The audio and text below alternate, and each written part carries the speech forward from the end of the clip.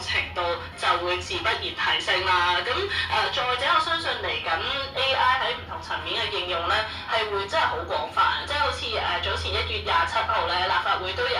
教育事務委員會啦，討論到學生精神健康嘅議題。咁我開頭咧都以為，咦係咪即係集中講一啲輔導人員喺學校嘅參與？咁但當中咧都有啲 AI 元素而引嚟網絡一啲都幾大嘅討論嘅，就係有議員咧就提議話，喂，不如喺學校引入 AI 鏡頭去識別學生情緒，